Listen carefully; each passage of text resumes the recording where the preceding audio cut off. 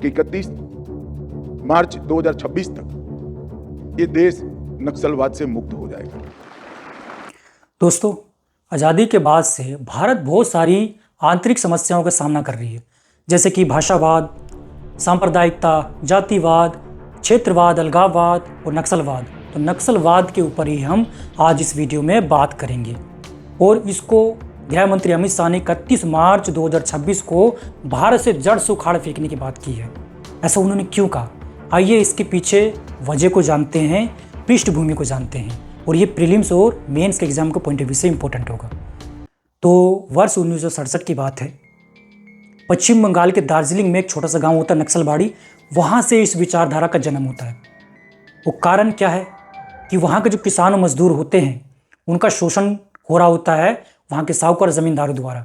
ये क्या करते हैं साहूकार जमींदार? इनको कर्जे तले डुबो देते हैं और ये लोग ब्याज नहीं चुका पाते हैं, जिसकी वजह से इनकी ज़मीनें हड़प लेते हैं और इनको बेगारी करवाते हैं और इनके आने वाली पीढ़ियों से भी बेगारी करवाने की बात करते हैं, जिस वजह से वहाँ के लोग नाराज़ हो जाते हैं और इनको जड़ से उखाड़ फेंकने के लिए इकट्ठा होते हैं और बंदूक हथियार बंद का सहारा लेते हैं और इनको खदेड़ देते हैं। इनके द्वारा जो भी एफिडेविट बनाए गए थे, जो साइन वगैरह किए गए थे, हस्ताक्षर किए गए थे, कागज़ के बनाए गए थे, उन सबको जला देते हैं। वहाँ से फिर भारत के अन्य हिस्सों में फैल जाता है, जैसे कि बिहार, झारखंड, छत्तीसगढ़, उड़ीसा, आंध्र प्रदेश और अन्य राज्यों में। तो जहाँ जहाँ पर गरीबों की हित की बात होती है, समानता की बात होती है या सरकार को उखाड़ फेंकने की बात होती है, वहाँ पे ये विचारधारा को मानने वाले एक्टिव हो जाते हैं। इस विचारधारा को मानने वाले को नक्सलाइट कहा जाता है, यानी बागी कहा जाता है सिंपल से लैंग्वेज में। और तब से लेकर अब तक ये भारत के लिए आंतरिक समस्या बनी हुई है और भारत सरकार ने समय समय पर बहुत सारे ऑपरेशन चलाए और कई सारे जो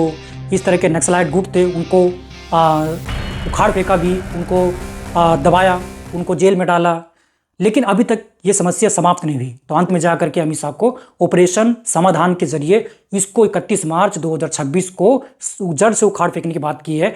तो तारीख याद रखना पूछा जा सकता है और ऑपरेशन याद रखना। और इससे पहले प्रहार ऑपरेशन भी चलाया जा चुका है और बहुत सारे ऑपरेशन चलाए जा चुके हैं, तो उसको भी इंटरनेट पे सर्च मार लेना, पूछा जा सकता है आपसे।